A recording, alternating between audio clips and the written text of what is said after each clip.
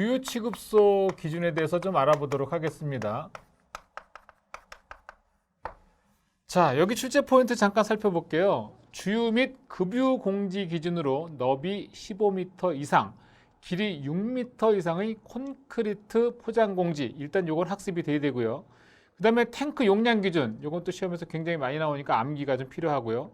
그 외에 셀프용 고정주유 설비 기준으로 해서 휘발유, 경유, 그 주유량 상한하고 주유시간 상한에 대해서도 좀 알아둘 필요가 있습니다.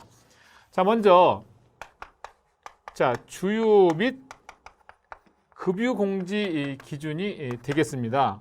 우선 현수식을 포함하는 거예요. 우리 줄 내려가지고서 주유하는 경우 있죠. 현수식을 포함을 해서 우선 너비 15m 이상 그리고 길이는 6m 이상 콘크리트 등으로 포장한 공지를 보유해야 됩니다. 이게 기본적인 사항이 되겠고요. 그 다음에 공지 기준은 일단 바닥은 그 지면보다 높게, 그리고 표면은 적당하게 경사지게 해서 새어나온 기름이나 그 밖의 액체가 공지 외부로 유출되지 아니하도록 뭐 설치하냐면 배수구 설치요. 배수구, 그 다음에 지뷰 설비, 그 다음에 유분리 장치, 이런 것들이 필요합니다.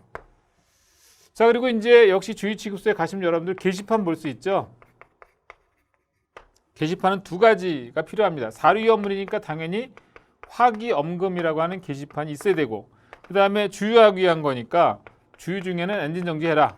그래서 주유 중 엔진 정지라고 하는 이런 게시판이 필요합니다. 당연히 화기엄금 같은 경우에는 적색 바탕에 백색 문자가 될 거고요. 주유 중 엔진 정지는 황색 바탕에 흑색 문자. 이건 반드시 암기가 필요합니다. 시험에서 굉장히 많이 나옵니다. 자, 그 다음에 세 번째로 탱크 용량 기준이 또 굉장히 많이 나오게 되는데, 이게 이제 무조건 무한정 탱크 용량을 늘려주는 것이 아니라 우선 자동차 등에 주유하기 위한 그런 고정 주유 설비에 직접 접속하는 전용 탱크는 이건 이제 5만 리터 이하로 이제 기준점이 있고요. 자, 두 번째는 고정 급유 설비, 역시 고정 급유 설비인데 이 경우에도 5만 리터 이하로 돼 있고, 그다음에 이번에는 보일러예요. 보일러 등에 직접 접속하는 전용 탱크는 10,000리터. 이런 리터수 용량 굉장히 중요합니다. 자, 네 번째, 우리가 자동차 등을 점검, 정비하는 작업장, 흔히 카센터라고 많이 얘기하는데, 폐유나 윤활유 등의 위험을 저장하는 탱크는 폐유 또는 윤활유, 이렇게 나오면 요거는 2,000리터, 이제 5만, 12,000 이렇게 되는 거죠. 자, 그 다음에 하나 더 기억하자면 고속국도 같은 경우에는 요 주유 취급소 탱크 용량을 6만 리터까지, 이게 좀 다른 사항이 되겠죠. 보통 5만, 12,000인데 이것은 6만 리터라는 거 기억하십시오. 자, 그 다음에 네 번째, 고정 주유 설비로서 이 경우에는 중심선을 기점으로 해서 우선 도로 경계면, 도로 경계면으로부터 4m 이상 거리를 확보해야 된다는 얘기고, 두 번째는 그 부지 경계선 담 및 건축물의 벽까지는 2m 이상, 이 수치가 또 중요합니다. 그리고 세 번째로는 개구부가 없는 벽으로부터는 1m 이상. 자, 그 다음에 고정 주유 설비하고 고정 급유 설비 사이는 4m 이상 이렇게 거리를 띄게끔 되어 있습니다. 자, 그 다음에 이와 같은 주유 취급소에 설치 가능한 건축물이 있죠. 그래서 작업장이라든가 사무실이 있어야 될 거고요. 그 다음에 정비를 위한 작업장, 그 다음에 세정 작업장, 세차장 말하는 겁니다. 점포, 우리 보통 가면은 점포도 있죠. 휴게음식점, 점포는 편의점 같은 것도 있을 수 있는 거고요. 그 다음에 휴게음식점 또는 전시장, 또 관계자 주거시설, 이런 것들이 바로 주유 취급소에 설치가 가능한 그런 건축물이 되겠습니다. 그 다음에 별도로 우리가 또 알아둬야 될 게 뭐냐면, 요즘 셀프 주유소 많은데 셀프용 고정 주유 설비 같은 경우에 일단 기준이 있어요. 뭐냐면 1회의 연속 주유량 및 주유시간 상한을 미리 설정할 수 있는 구조라야 되는데, 이때 휘발유 같은 경우에는 100리터 이하로, 경유 같은 경우에는 200리터 이하로 하고요. 주유 시간도 4분으로 딱 정해지게끔 되어 있습니다.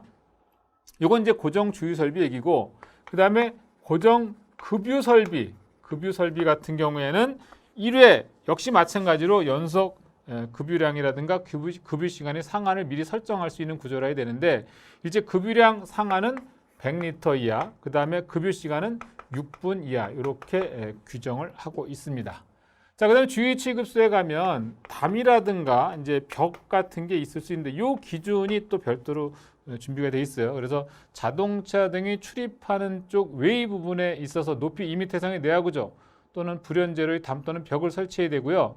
담에다가 또는 벽에다가 방화상 유효한 구조의 유리를 부착할 수 있는데, 이때 유리는요 4m 이상 이격돼야 되고요. 그 유리 부착하는 위치는 주입구나 고정주유 설비 및 고정급유 설비로부터 4m 이상 이격돼야 됩니다. 그래서 유리를 부착할 때는 자, 유리 부착 방법이 되겠습니다.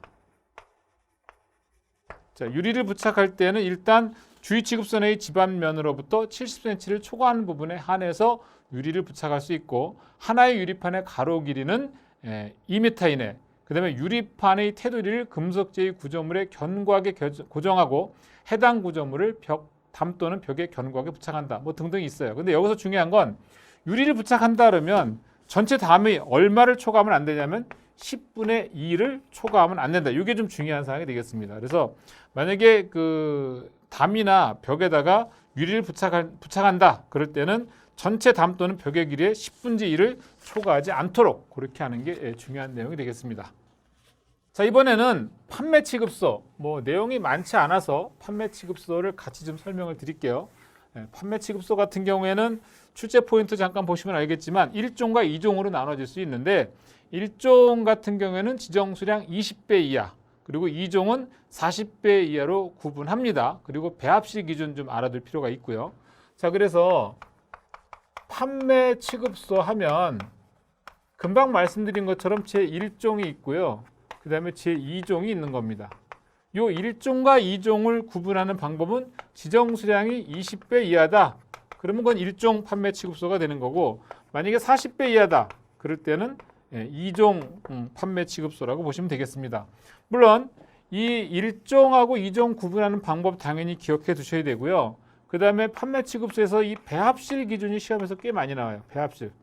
그래서 배합실에 있어서는 우선 바닥 면적은 6에서 15제곱미터 이하로 하고 내화구조 벽으로 구획한 다음에, 그 다음에 역시 바닥 기준은요 뭐 항상 마찬가지죠. 위험물이 스며들지 않는, 위험물이 침투하지 않는 구조로 하고, 적당한 경사를 두며 역시 집유 설비 필요하고요. 그 다음에 출입구는 갑종 방음을 설치합니다.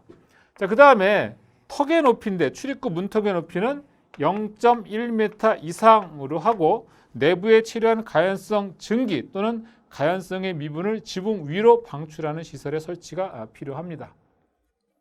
이 중에 2종 판매 취급소에서 배합할 수 있는 위험물의 종류는 법에서 딱 명시가 되어 있습니다. 자, 그게 뭐냐면 황, 그리고 도료류, 그 다음에 인류 위험물 중에 염소산 염류, 그리고 염소산 염류를 함유하는 것, 뭐 이런 것들은 2종 판매 취급소에서 배합할 수 있다라는 얘기죠. 그래서 일단 기본적으로 이제 판매 취급소에 있어서는 1종과 2종을 구분할 수 있는 지정수량 20배 이하 또는 40배 이하 이렇게 보시고, 배합식 기준 이렇게 파악하시면 판매 취급소는 이 정도만 보시면 되겠습니다.